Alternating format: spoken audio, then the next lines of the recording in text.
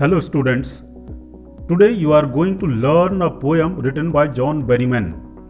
The title of this poem is The Ball Poem. In this video, you will get introduction to the poem and poet, the concept of free verse or blank verse, detailed explanation of the poem with poetic devices used in this poem and message of the poem. At first, introduction to the poem. In this poem, the poet describes the grief of a boy over the loss of his ball. इस poem में poet ने एक लड़के के दुख के बारे में बताया है जो कि उसके बॉल के खो जाने के कारण उसे होता है. With that loss, he senses his first responsibility in this materialistic world. Materialistic world means भौतिकवादी संसार, जहाँ पर लोग भोग के बारे में, वस्तुओं के उपभोग के बारे में ज़्यादा सोचते हैं और जो इमोशनल या स्पिरिचुअल वर्ल्ड के बारे में कम सोचते हैं. तो उस लॉस से वह लड़का महसूस कर रहा है अपनी पहली जिम्मेवारी को. वह पहला इम्पॉर्टेंट चीज़ सीख रहा है इस वर्ल्ड का, जो कि एक मटेरियलिस्टिक वर्ल्ड है, भौतिकवादी संसार है. Where those whom you love and worldly possessions will not be with you forever. इस materialistic world का एक रूल है कि कोई भी चीज़ यहाँ पर परमानेंट नहीं है, चाहे वह हमारा अपना कोई चाहने वाला है या जिसे हम चाहते हैं, या फिर कोई वर्ल्डली पोसेसन यानी कोई हमारा अधिकार में हमारी कोई संपत्ति है, कोई वस्तु है, वह हमेशा के लिए मेरे साथ नहीं रहेगी. This poem shows how all through your life you will be forced to do things that you do not want to do, and you will lose or have to give up the things that you love. यानी कि यहाँ पर इस poem में दिखाया गया है कि पूरे संसार में किस तरह से कभी कभी फोर्स हो जाते हैं हम लोग, यानी हम मजबूर हो जाते हैं वैसे चीज़ों को छोड़ने के लिए या वैसे चीज़ों को त्यागने के लिए जिन्हें हम बहुत चाहते हैं. जिसे हम करना नहीं चाहते हैं वह भी हमें करना पड़ता है. But despite this you have to learn to stand up, to be strong and get on with your life no matter how much it hurts inside. यानी कि इन सब चीज़ होने के बावजूद हमें सीखना पड़ता है कि फिर से कैसे खड़ा होना है. अगर कोई दुख आया तो उससे कैसे उबरना है और अपने आप को कैसे स्ट्रॉन्ग, मजबूत बनाना है और फिर से कैसे आगे बढ़ना है इस जीवन में. यह मायने नहीं रखता कि वह दुख कितना बड़ा था और हमें कितना दुखी किया है, हर्ट किया है हमारे अंदर को. Now, about the poet. The full name of John Berryman is John Allen McAlpin Berryman. He was born on 25th October 1914. He was an American poet. He was a major figure in American poetry in the second half of the 20th century. His best known work is The Dream Songs. Now, about the free verse और blank verse. क्या हम लोग जानते हैं कि verse means poetry. Poetry दो तरह से लिखा जाता है. एक राइम्ड वर्स होता है और दूसरा फ्री वर्स होता है, जिसे ब्लैंक वर्स भी कहा जाता है. और ब्लैंक वर्स में राइमिंग स्कीम नहीं होता है. Blank verse is a poetry which is free from limitations of regular rhythm and does not have rhyming scheme. इसमें राइमिंग वर्ड्स नहीं होते. हम लोग राइमिंग स्कीम पढ़े हैं, अगर नहीं ध्यान में है तो पोएटिक डिवाइसेज जो वीडियो बनाया गया है उसमें देख सकते हैं, उसमें सुन सकते हैं कि राइमिंग स्कीम क्या होता है, और जिस पोयम में राइमिंग स्कीम मिलता है वह राइम्ड वर्स कहलाता है। लेकिन यह जो पोयम है इसमें हम लोग देखेंगे कि राइमिंग स्कीम नहीं है। पोयम के हर लाइन के लास्ट वर्ड को अगर देखेंगे तो राइमिंग वर्ड्स हमें नहीं मिलेंगे। इसका अर्थ यह हुआ कि यह पोयम फ्री वर्स में लिखा गया है, या इसे ब्लैंक वर्स भी कह सकते हैं। Let's see the poem. What is the boy now who has lost his ball? What is he to do? I saw it go merrily bouncing down the street, and then merrily over there it is in the water. No use to say, oh, there other balls. What is the boy now? कहने का sense how is the boy now? यहाँ पर poet का sense what से ये कहने का नहीं है कि अब लड़का क्या है। कहना चाहता है कि लड़का कैसा है, किस स्थिति में है। Who has lost his ball, जिसने अपना बॉल खो दिया है। लड़के की बॉल खो गई और अब वह किस स्थिति में है, वह कितना दुखी है, इसके बारे में पोएट कहता है what is he to do. अब उसे क्या करना है, अब वह क्या करेगा। I saw it go merrily bouncing down the street। यानी कि पोएट, जो कि इस पोएम का नरेटर भी है, वह भी उस लड़के को कहीं से देख रहा है, उसके बॉल को देख रहा है कि किस तरह से वह बॉल बाउंसिंग यानी उछलते हुए, और साथ में यहाँ पर पोएट ने वर्ड यूज किया है merrily bouncing. Merrily means happily, ball खुशी खुशी उछलते हुए, यानी जब लोग खुश होते हैं तो उछलते हैं। और पोएट कह रहा है कि वह बॉल भी शायद खुश होकर के उछलते उछलते पहले तो स्ट्रीट में, गली में, उस रास्ते पर आगे गया, एंड देन, और उसके बाद merrily over there it is in the water, और उसी तरह से खुशी खुशी मैरिली उछलते हुए वह पानी में चला गया। नो यूज टू से oh there are other balls. और पोएट कहता है कि नो यूज टू से, अब कोई लाभ नहीं है यह कहने का कि oh there are other balls, कि दूसरे बॉल भी हैं, उस लड़के को दूसरा बॉल भी मिल सकता है। यह कहना अब व्यर्थ है, इसके कहने का कोई फायदा नहीं होने वाला है। क्यों ऐसा कहता है पोएट? क्योंकि इस संसार में जिस वस्तु के प्रति किसी का लगाव हो जाता है, उससे बिछड़ने का दुख, उसके खोने का दुख उसे होता ही है। भले उस तरह की दूसरी वस्तु उसे बाद में प्राप्त हो जाए, लेकिन उससे जो अटैचमेंट है वह दुख का कारण बनता है। अब हम लोग देखेंगे इस पोएम के इस स्टांजा में, फर्स्ट स्टांजा में कौन कौन सा पोएटिक डिवाइस यूज हुआ है, लिटरेरी डिवाइस। हम लोग पढ़ चुके हैं पहले कि पोएटिक डिवाइस क्या होता है और उसका यूज किस किस तरह से होता है। तो एक बार याद दिला दें, इसमें आया है what is he to do. What word 2 बार आया है, रिपीट किया गया है। इस तरह के फिगर ऑफ स्पीच को रिपीटिशन कहते हैं।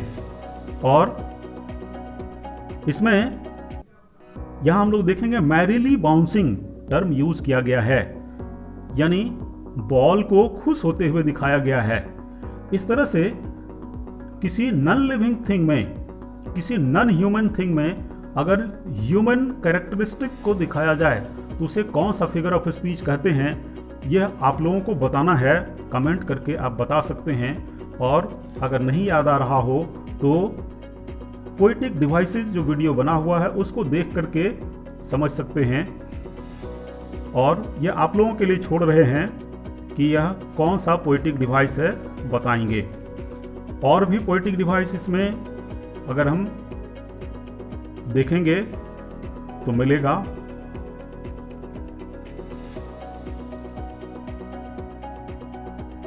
और अगले स्टांजा में अब देखते हैं, an ultimate shaking grief fixes the boy as he stands rigid trembling staring down all his young days into the harbor where his ball went.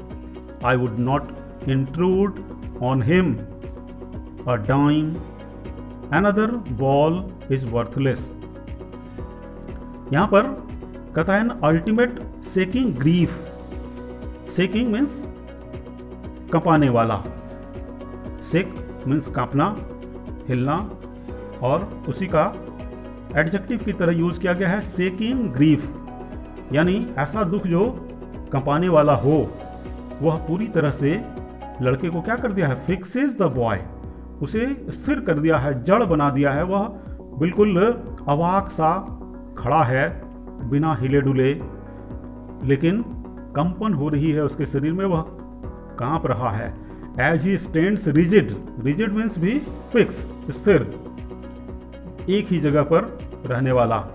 तो जब वह बिल्कुल एक ही जगह पर खड़ा है जड़ की तरह, वह क्या कर रहा है, ट्रेम्बलिंग, थरथरा रहा है। ट्रेम्बल मीन्स थरथराना, कांपना।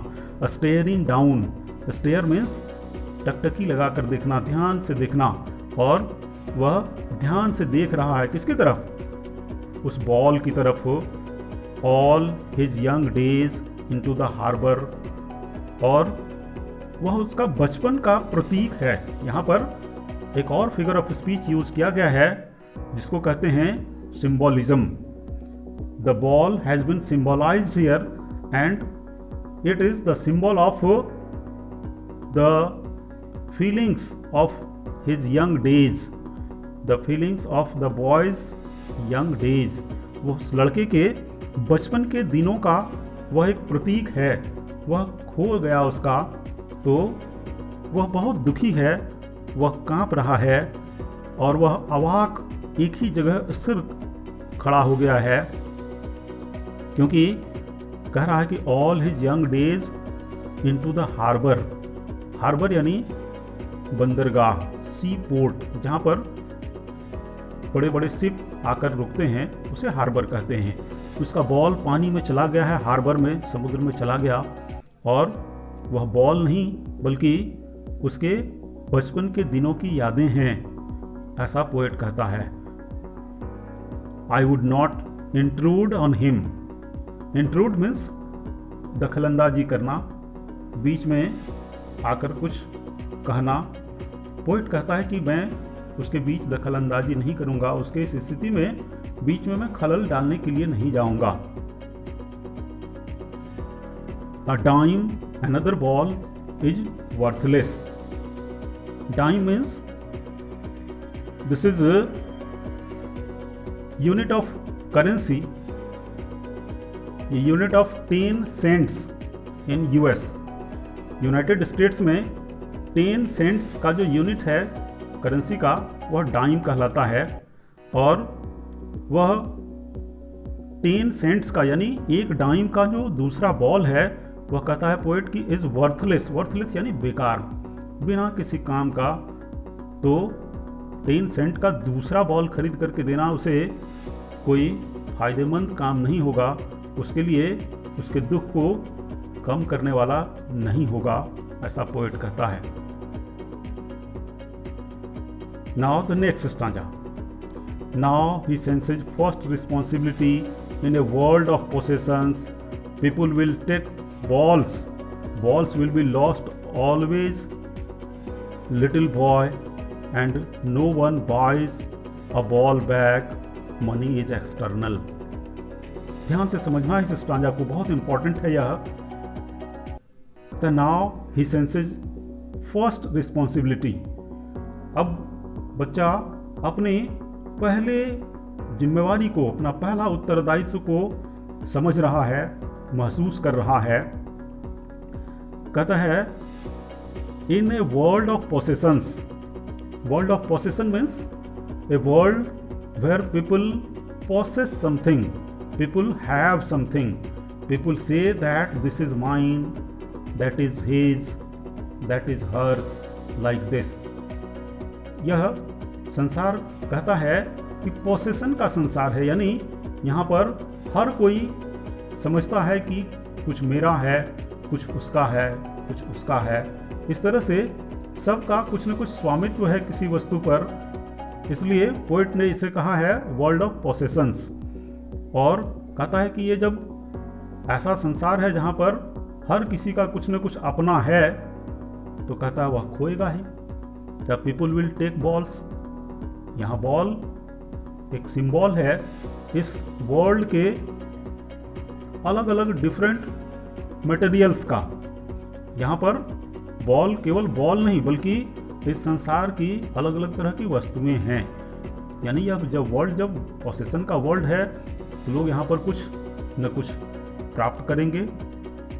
Balls will be lost always, और बॉल हमेशा खोएगा भी। यानी जब अपने पास कुछ होगा तो वह नष्ट भी होगा, कभी खोएगा, कभी कहीं छूट जाएगा। और कहता है कि and no one buys a ball back, और जो चीज चला गया उसे हम खरीद कर नहीं ला सकते हैं। उसके स्थान पर हम दूसरी वस्तु को खरीद सकते हैं, लेकिन जो नष्ट हो गया उसे नहीं खरीदा जा सकता है। और इसलिए कहता है कि मनी इज एक्सटर्नल। ये लाइन बड़ा इंपॉर्टेंट है, इसको ध्यान से सुनेंगे। Money is external. Why has the poet said here money is external? External means जो केवल बाहर से काम करता हो, आउटर फोर्स। तो मनी जो है, धन है, पैसा है, वह केवल हमें बाहरी वस्तुओं को दे सकता है। हमारा जो इंटरनल, हमारा जो अंदर का भाव है, हमारे अंदर का जो सुख है, हमारे अंदर के जो इमोशंस हैं, फीलिंग्स हैं, वह मनी से नहीं खरीदा जा सकता है। और इसलिए पोएट ने लिखा है money is external. We can buy only materials with the help of money, but we can't buy our emotions and feelings or happiness with the help of money. So it has been called external. Money has been called external. Now the next stanza. He is learning well behind his disparate eyes the epistemology of loss, how to stand up, knowing what every man must one day know, and most know many days how to stand up. He is learning, the boy is learning. लड़का सीख रहा है, बच्चा सीख रहा है। क्या सीख रहा है और कैसे सीख रहा है? Well behind his disparate eyes. Disparate यानी उदास, दुखी, हतोत्साहित। अपने दुखी आंखों से वह देखते हुए वह कुछ लर्न कर रहा है, वह सीख रहा है। क्या? The epistemology of loss. Epistemology means किसी चीज को खो करके और फिर उठ खड़ा होने का जो ज्ञान है उसको कहते हैं एपिस्टेमोलॉजी, नॉलेज। और वह नॉलेज गेन कर रहा है किसका? लॉस का, कुछ खो जाने का जो ज्ञान है कि खोने पर कैसी परिस्थिति आती है, क्या भाव आता है, वह नॉलेज वह गेन कर रहा है, उस चीज को वह सीख रहा है अपने लाइफ में, जो कि हर किसी को सीखना होता है। और क्या? हाउ टू स्टैंड अप, और फिर उस दुख से उबर कर कैसे हम खड़े होंगे अपने आप को स्ट्रांग बनाते हुए। Knowing what every man must one day know, वह जान रहा है, सीख रहा है, जो कि हर व्यक्ति को एक न एक दिन सीखना है अपने जीवन में। And most know many days how to stand up, और ज़्यादातर लोग सीख भी जाते हैं कि फिर से कैसे खड़ा होना है, कैसे जीवन में आगे बढ़ना है दुखों से पार पा करके। तो इस तरह से यह पोयम बहुत ही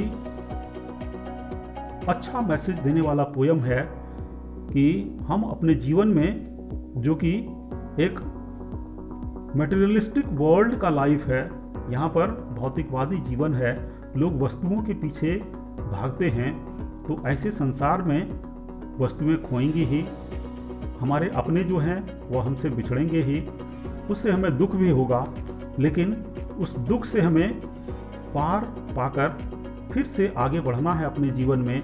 यह शिक्षा देने के लिए पोएट ने इस पोएम को लिखा, और इसमें बॉल को केवल एक सिंबल की तरह यूज किया गया है। बॉल यानी केवल बॉल नहीं, बल्कि वह सारी चीज़ें जो इस मटेरियलिस्टिक वर्ल्ड में लोग अपना समझते हैं। और इस पोएम का मैसेज यही है कि this world is a world of possession where we get something and we lose something also.